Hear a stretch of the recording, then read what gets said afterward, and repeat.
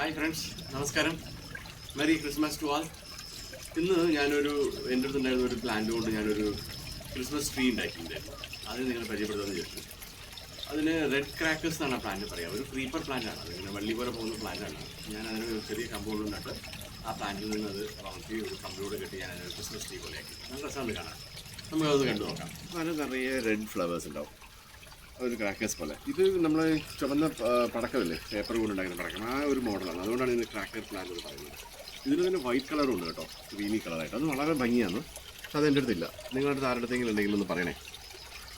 അത് ഇന്ന് ഞാനിങ്ങനെ ഇതുപോലെ ഒരു ട്രീ പോലെ ഉണ്ടാക്കി. ശരിക്കും ഒരു ക്രിസ്മസ് ട്രീ പോലെ അല്ലേ, നിറച്ച് പൂക്കളൊക്കെ ആയിട്ട് നല്ല രസമാണ് കാണാൻ കേട്ടോ. വളരെ നൈസ് ലീവ്സിൽ ഈ റെഡിഷ് പ്ലാന്റിൽ റെഡിഷ് കളേഴ്സ് നല്ല ഒരു ഭംഗിയാണ്. ഒരു ക്രിസ്മസ് ട്രീയുടെ ഒരു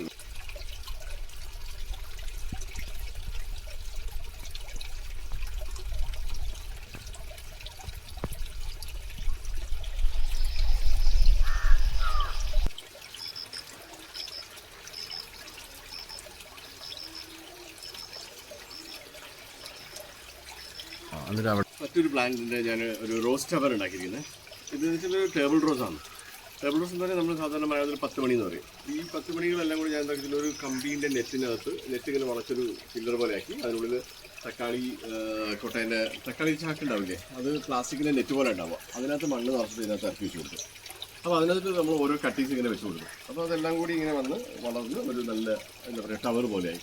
ഇത് 5-8 വെറൈറ്റീസ് ഓഫ് പ്ലാന്റ്സ് ആണ് കേട്ടോ. അതിനകത്ത് നിറയെ ഡിഫറെൻറ്റ് പൂക്കൾ ഉണ്ടാവുക. അപ്പോൾ അതുകൊണ്ട് തന്നെ ഇതിനകത്ത് ഒന്നിച്ച് പൂക്കൾ ഉണ്ടാകുന്ന സമയത്ത് പല പൂക്കൾ ഒന്നിച്ച് ഇങ്ങനെ കവറായി നിൽക്കുന്നത് നല്ല ഭംഗിയാണ് കാണാൻ. ഇത് വളരെ സിമ്പിളാണ് കേട്ടോ മെയിൻറ്റെയിൻ ചെയ്യാൻ. ഒരു നെറ്റിനകത്ത് നമ്മളിതുപോലെ ഇട്ടിരിക്കുകയാണ്. അത് ഇതിനുള്ളിൽ ഒരു PVC പൈപ്പ് വെച്ച് കൊടുത്തിട്ടുണ്ട്, കാരണം താഴെ വരെ വെള്ളം കിട്ടാൻ വേണ്ടിയിട്ട്. അപ്പോൾ അതിലൂടെ എന്താവും നമ്മൾ നനയ്ക്കുമ്പോൾ എല്ലാ സ്ഥലത്തേക്കും അതിന് വെള്ളം കിട്ടും. എങ്ങനെയുണ്ട്? ഇത് കൊള്ളാമോ റോസ് ടവർ?